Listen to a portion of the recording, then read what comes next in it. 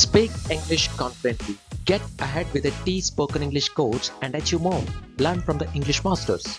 Enroll the online spoken English course now. Call 9341187557.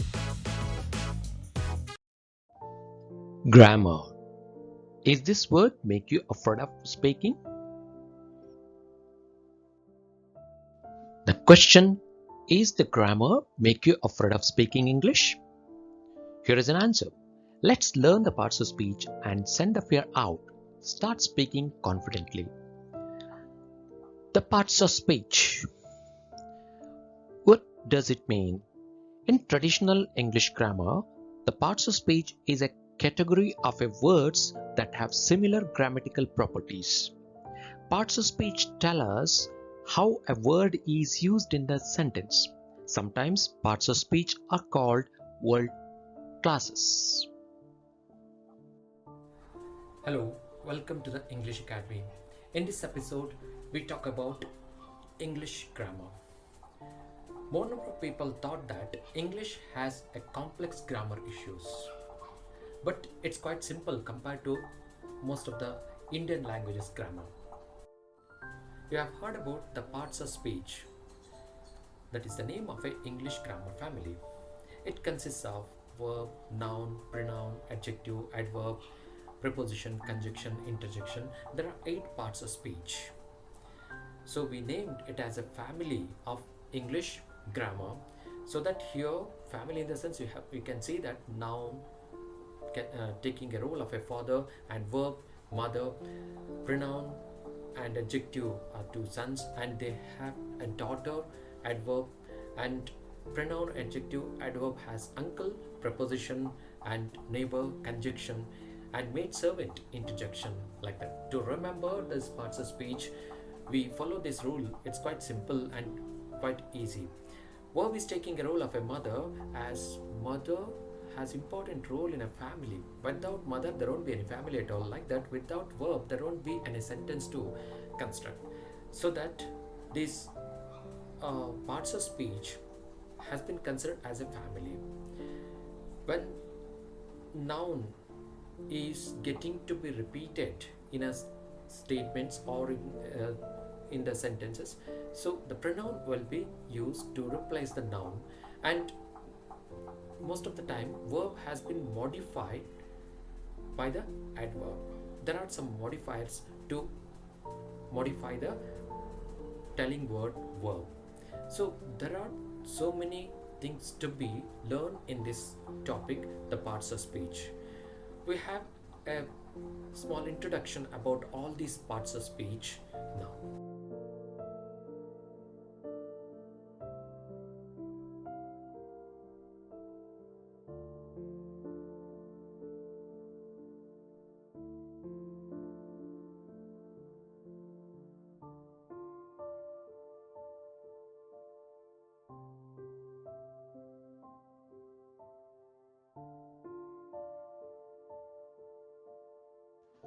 Let's have introduction about the English grammar family, the parts of speech. Just like any other families, here the parts of speech also consist father, mother, children, uncle, etc. Here, noun takes a role of a father. Verb is mother. Without verb, there won't be any sentence at all. Just like without mother, there won't be any family. Noun usually named as naming words in English, which names the person, thing, object, place, etc. Verb, which express the action and existence. It's mainly need to build a sentence. Noun and verb have 3 children: pronoun, adjective, adverb. Pronoun is the elder son of noun and verb. Usually, as the elder son's responsibility, pronoun supports noun. Usually, elder son supports father in his absence, and the younger son is a poet, adjective. He often describes about noun and pronoun in a sentence. So we also call adjective as a describing words. And adverb, daughter. Usually daughter supports mother. We also see adverb comes after the verb in a statement which supports verb. And pronoun, adjective, adverb is having one uncle preposition. He is noun's distant cousin. He position the noun in a statements. And conjunction, who is neighbor of the family who joins for their happy company. And the maid servant of the family who always exclaims, that's interjection.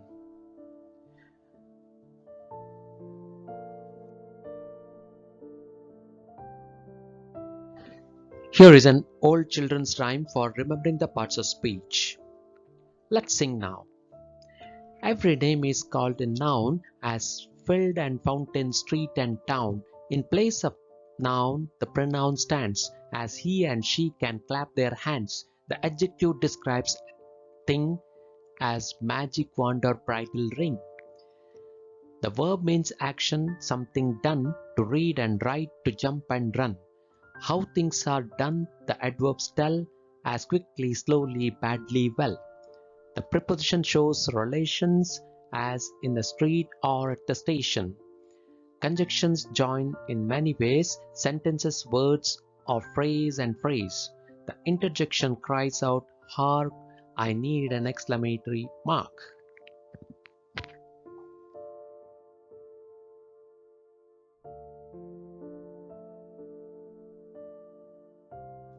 Have a glance over parts of speech. First, noun. Naming words, which names person, thing, place, object, etc. We have two main types of a noun, concrete and abstract. Concrete nouns are the words used for things and persons that can be touched or seen. They can be common nouns, proper nouns, collective nouns, and material nouns. For example, boy, mountain, Ganga, Ramu, fleet of sheep, herd of cattle, clay, cotton, dust. All these we can touch and see. A baby boy is playing on the couch. Your baby boy is noun. The Pacific Ocean is the largest ocean on the earth. In this sentence you can see two nouns, Pacific Ocean, proper noun, and the earth. The window curtains fluttered in the wind. Window curtains, absolutely, it's a noun. All these can be seen and touched. So these are all called concrete nouns. Let's look into the abstract nouns. Abstract nouns are the words through which we can realize, think of, or we feel mentally or emotionally. They have no physical existence. For example, pleasure, joy, fight, philosophy, ugliness, patience, etc. People lost faith in politics. Here, the faith, it's a naming word. It is an abstract. Faith, it's a feeling of a person. So we can see the word faith cannot be touched, so that it has been named as a abstract nouns. In the second sentence, Richard had a fear that he would fall down. Here, fear, a kind of emotion name, a fear. And in the third statement, don't underestimate your strength. Here, the strength, weakness, these are all cannot be seen. These are all abstract forms. So we call faith, fear, strength, all these are in abstract forms, abstract nouns.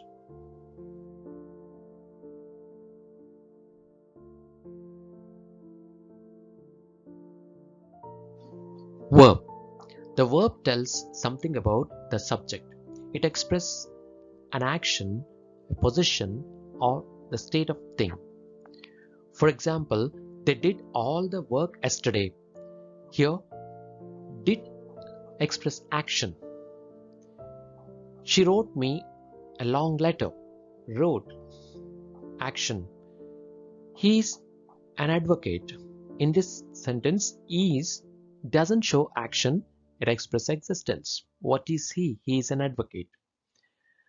And they could run fast when they were young. In this sentence, you can notice could run. Two verbs are here in the first clause. That means run is the main verb and could is helping verb. So verb can be divided into two, main verb and helping verbs. Main verb express action and helping verb or supporting auxiliaries which supports main verb to express tense, mode and voice of the sentence.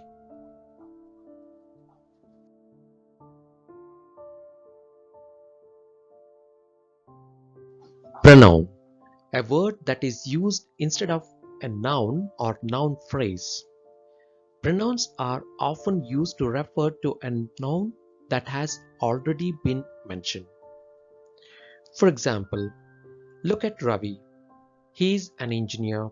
He works in a company in Bengaluru. In this statement, if we keep the noun in the following two statements, how it comes? Look at Ravi. Ravi is an engineer. Ravi works in a company in Bengaluru. See, if we use Ravi again and again, means nouns repeatedly, it doesn't sound nice. So we place the noun and we place the pronoun. So pronouns are used to avoid frequent repetition of a noun. Look at Ravi. He is an engineer. He works in a company in Bengaluru. In a second statement, Reena is a student of her college. She has won the best students of the year. Here also, to avoid repetition of a name Reena, we replace Reena and placed pronoun she.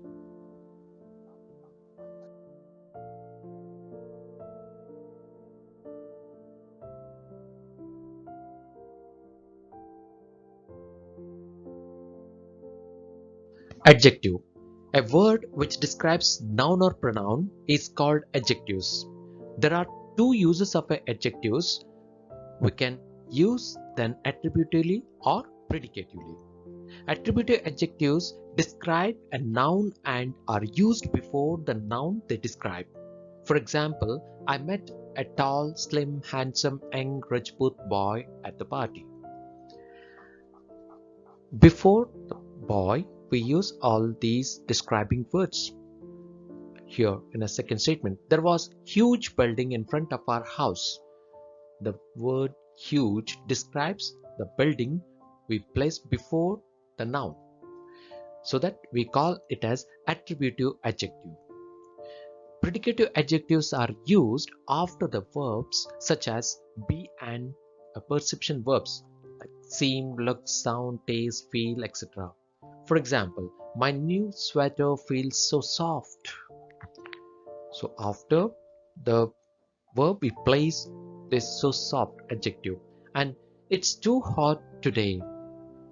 So here already we use the verb and too hot that has been placed after the verb. Such adjectives are called predicative adjectives.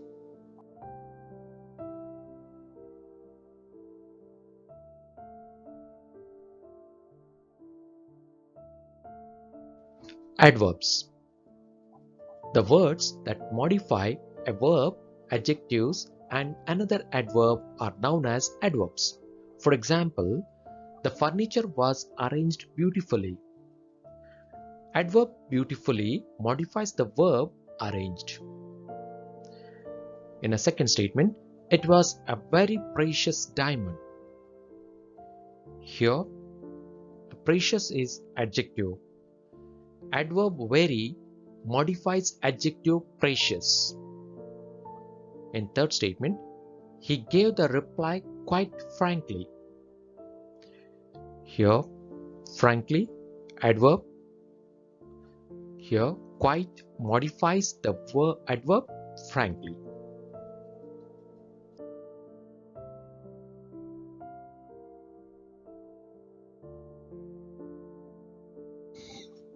Now, position words. Preposition.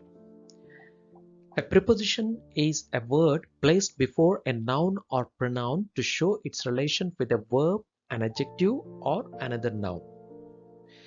It's generally placed between a verb and a noun or pronoun. For example, some books are on the table. Here, marked in red are prepositions. My brother lives in London. Ravi's school is beside the KR hospital. So in these three statements, on, in, beside are prepositions, and the fourth statement, according to Aristotle, man is a social animal. Here, according to has been considered as phrase preposition.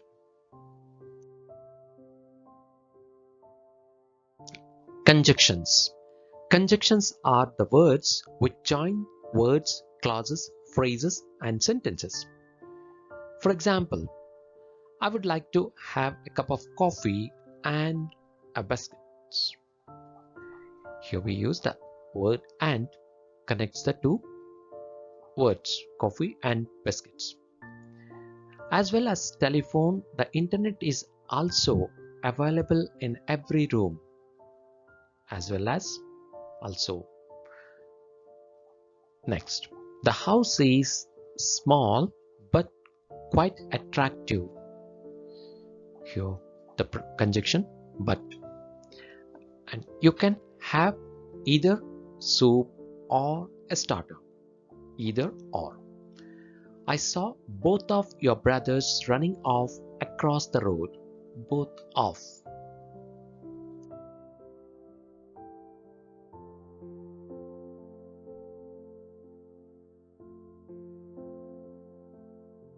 Interjection. An interjection is a word or phrase that is grammatically independent from the words around it and mainly expresses feeling rather than meaning. Oh, what a beautiful flower! Alas, how large this tower is! Oh, I can't believe! Wow, it's nice! In these statements, you can see wow, alas, ooh. Expressions. Interjections are common in speech and are much more common in electronic messages than other types of writing. You can see the most of the time in the messages it comes for HM, yum, tasty, yahoo. So when you celebrate, you can say this one, ah, woo, ooha, blah, wow. Like you can express the feeling, it doesn't have meaning, that is interjection. This is brief introduction about the parts of speech. Knowing parts of speech is the basic element of learning English. If you have thorough knowledge about these parts of speech, definitely you don't have any problem of speaking English. Hope you understood all these. Enjoy English speaking. Subscribe this channel.